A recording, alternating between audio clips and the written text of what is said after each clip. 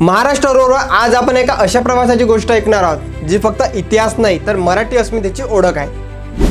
आज विषय आहे त्या लढ्याचा ज्याने महाराष्ट्र घडवला, संयुक्त महाराष्ट्राची चळवळ।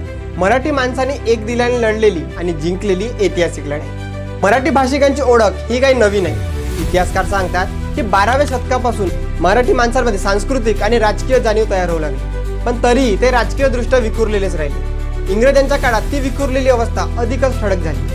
कोणी मुंबई राज्यात, कोणी हैदराबाद संस्थानात, तर कोणी मध्य प्रांतात। या सगळ्यांना एकत्र आणून भाषेच्या आधारावर एक राज्य व्हावं हीच संयुक्त महाराष्ट्र चळवळीची सुरुवात होती। 1946 साली बेळगाव येथे झालेल्या मराठी साहित्य संमेलनात प्रथमच संयुक्त महाराष्ट्र ही संकल्पना ठामपणे मांडली गेली आणि तिथूनच सुरू झाला एक दीर्घ संघर्ष। यानंतर आंदोलन, सभा, राजकीय घडामोडी।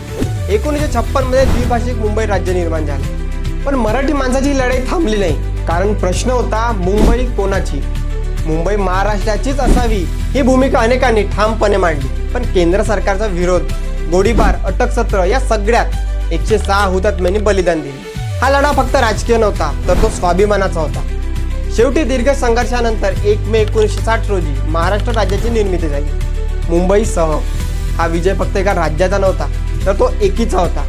आज आपण ज्या महाराष्ट्रात उभे आहोत तो या संघर्षाचा परिणाम आहे। तुम्हाला ही कथा कशी वाटली नक्की कळवा।